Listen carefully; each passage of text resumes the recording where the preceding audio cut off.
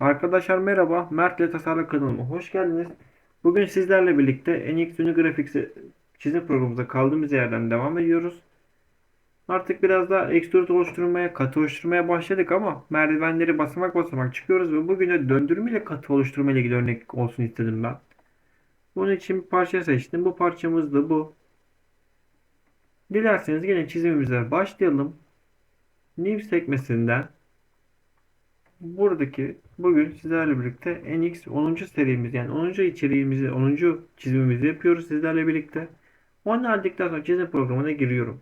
Şimdi ben bunu rotate yaparak yani bunu normalde çizebilirsiniz arkadaşlar. İlk başta alt plakayı çizersiniz. Sonra burayı çizersiniz. Katı oluşturursunuz. Ama bunu tek seferde çıkarmak da mümkün. Yani yandan şu kesit alınan kısmı çizerek ölçüleri vererek katı oluşturabilirsiniz. Sketch'e girdim. Hemen şurada yan düzlemde skecimi açtım. Onayladım. Ve buradan profil komutlarımdan çizimi şimdi başlıyorum. Oradaki benim yapmam gereken aslında kesit alanını çizmek olacak. Buradaki ölçendirmeyi dilerseniz kapatabilirsiniz. Bir önceki videomda göstermiştim. Yani ben bunu kapatma taraftarıyım genelde ama yani çizim yaparken gerçekten kolaylık sağlıyor. Yani Solid 2 gibi çizip direkt Dimension'a girmeye gerek kalmıyor. Direkt ölçüyü verebiliyorsunuz. Hemen bakalım. Mesela şurası ana taban şurası 45 milimetreymiş. Şuradaki kısım şöyle 45 milimetre. İnelim. Hemen şuranın bir tane dimension değil de direkt şurası zaten 30 diyelim. Şuraya da 15 milimetre diyelim. 45 milimetre otomatik olacak ama tabii bu yanlış bir ifade olur. Oradan tam ölçüden bakmadık. Dimension'a tekrardan ben şuraya gireyim. 45 milimetre buradaki ölçüyü ayarlayayım. Bırakayım. Ardından bakalım 45 milimetreyi ayarladık.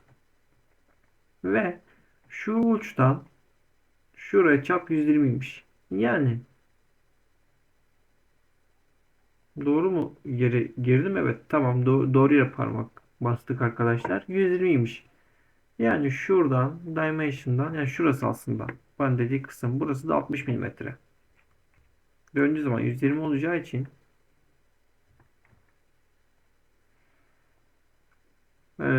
tabii bunda bir yanlışlık oldu diyebilirim. Aslında olmadı. Çünkü neden? Bir tane ben şuraya eksen çizgisi atalım. Yani en başta yapmamız gereken işlemi aslında biraz geç kaldık. Ama olsun, sıkıntı yok. Hepsi bizim elimizde olan bir şey. Ben bunu tekrar convert to referans dedim. Şuradaki benim çapım var 30. Buradaki çapım benim buradaki yani delik olacağı için dönerek katı oluşturacağım için 15 milimetre yarısı olmak zorunda. Çünkü ben buna göre katı oluşturacağım. Ve şuradaki ölçüyü de sildim. Dedim ki şuradan şuraya benim olması gereken ölçüm 60 milimetre. Şimdi oldu. Tamam. Şuradaki 30'u ayarladık. Şurası da 60 milimetreymiş. Yani 60 çap 60, 120 60. Şurası da 60. Burası da şey olacak. Buradan da Rapid Dimension'dan bir daha girdikten sonra şunla burası da 30 milimetre ayarladık. Çünkü döndükten sonra burası 30 milimetre olacak. Bu şurası döndükten sonra buradan buraya aşağı aynalandığını düşünün bunu. Burası 30 iken şu iki çizgi arası 60 olacak. Aynalandığını tekrar düşünmeye devam edin arkadaşlar. 15'lik olan kısım 30 olacak. 60'lık kısım 120 olacak. Bakıyorum. Şimdi 120'yi verdik. 30'u verdik. 60'ı verdik. 45'i verdik. 15 kaldı. Zaten burası da otomatik olarak 15 çıkıyor. Şuradaki kısımlardan dolayı. Şu 15'i 30'u verdikten sonra burası da 15 milimetre otomatik olarak çıkıyor. Şimdi yapmam gereken tek şey döndürerek katı oluşturmak. Buraları çizemem burada. Çünkü belirtmem biraz zor olur. Bunun temelli şöyle rotate yaptıktan sonra bu düzleme bir çizim açacağım. Şuradaki dik düzleme. Ardından 100 milimetre eksen atıp 4 tane dairemi oluşturacağım. Kesme işlemi yapacağım. Ve çizimimi tamamlamış olacağım. Extrude'un adı altında revolve komutu. Yani döndürerek katı oluşturma deniyor. Döndürerek katı oluşturma komutuna girdim. Diyor ki şimdi benim çizgimi otomatik olarak algıladı zaten skecime. Diyorum ki şimdi nasıl katı oluşturacağım? Neye göre katı oluşturacağım diyor. Diyor ki buna göre katı oluştur. Buradaki vektöre göre katı oluştur. Bir daha girelim. Cancel'dan çıktım. F8 ile dik baktım. Revolve komutu büyük ihtimalle böyledir. Extrude'un altına extrude komutunun altına girdiğiniz zaman revolve komutu var. Bir kere tıklıyorum. Çizgimi otomatik olarak seçiyor. Yani noktasal bazda da katı oluşturabiliyorsunuz döndürerek. Veyahut da vektöre tıklarsınız. Diyorsunuz ki bu iki vektöre göre katı oluştur döndürerek onayla.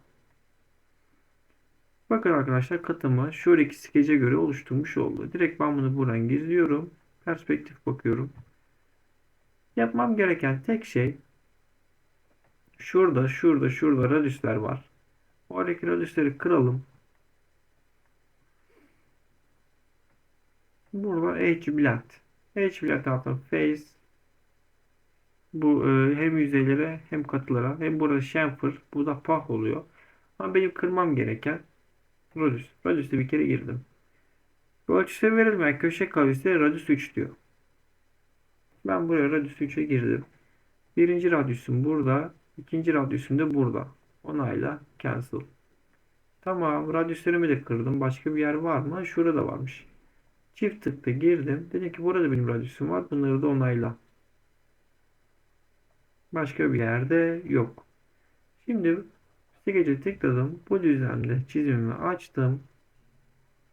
Daire komutumu aldım. Ortadan çap 100. Geometri 100. Onayladım. Ve sağ tıkla bunu ben convert to referansa dönüştür dedim. Şimdi birinci dairem. Bunları şey de yapabiliriz aslında. Çoğaltma da yaparız ama bu sefer böyle gösterelim. Diğer eğitim başka içeriklerimize geldiği zaman daha iyi anlatırız. Kapsamlı bir şekilde. Sırf sadece o komutla ilgili olan çizim yani döndürerek özür diliyorum konuşamadım.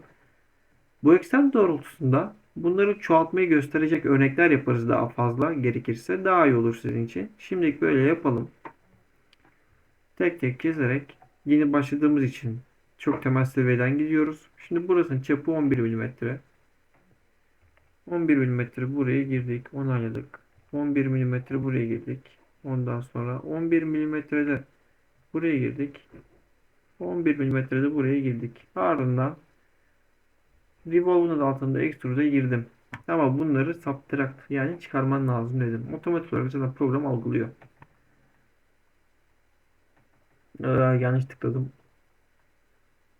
Yanlışlıkla tıkladım. Şimdi tekrardan bunu aşağı doğru çevir diyorum.